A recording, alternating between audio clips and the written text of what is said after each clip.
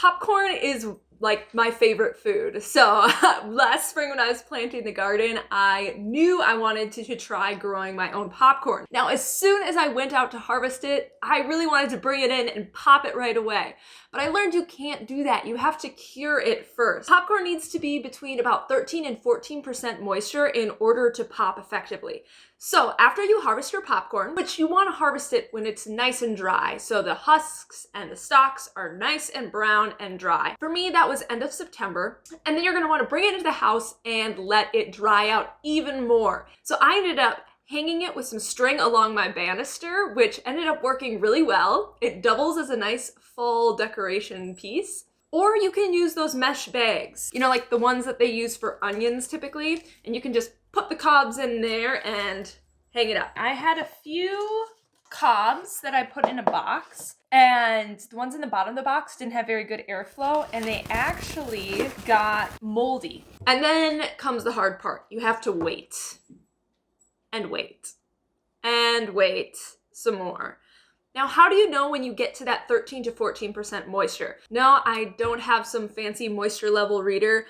What I ended up doing was just test popping a little bit once a week or once every other week. Scrape a few kernels off, throw them in my air popper, that's how I prefer to make my popcorn, and see if they would pop. Now this is definitely an exercise in patience because I would throw those kernels in the popper and watch and wait expectantly and nothing happened. So another week would go by, I'd throw another batch in and nope, nada, nothing. And this went on for what felt like forever. Now, most places online said that you only had to wait a few weeks, maybe 4 to 6 at most. So I thought, great, I harvested in the end of September. By the time Thanksgiving rolls around, we'll be popping all sorts of popcorn. Not the case. Thanksgiving passed and the Christmas decorations started going up and my popcorn was still not popping. Now, for a popcorn lover like me, that was a bit disappointing. But I decided to just give it more time, and that is all it needed. In the beginning of December, I got 2 kernels to pop, and that was an exciting night. I knew we were on our way to success.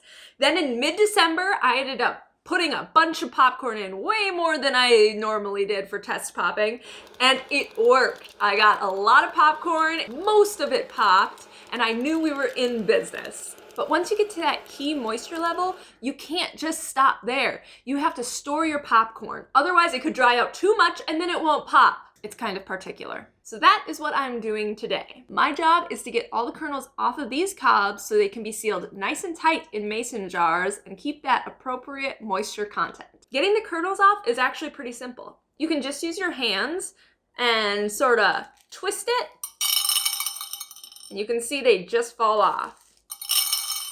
Pretty easy. Now, since I have a lot of cobs to do, I'd probably wear gloves for this because it does get a little bit rough on the hands. But while I was shopping online at Premier one day, I noticed they had this, a nifty little gadget to help you get the kernels off of your popcorn cobs. So I decided to give it a try. And it works pretty well. All you have to do is stick it on the cob and just sort of twist it around and all the kernels fall away. It's really cheap, so I'll put a link down in the description below if you want to check that out. Let's get all this popcorn taken care of.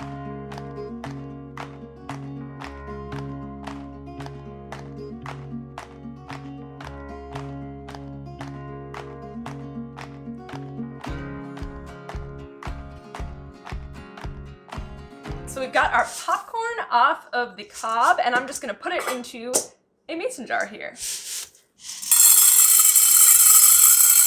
And I'm just gonna seal this nice and tight, and it should last for a long time like this. All right, we're just gonna put our popcorn on the shelf, and that is how you cure and store popcorn that you grew in your own garden.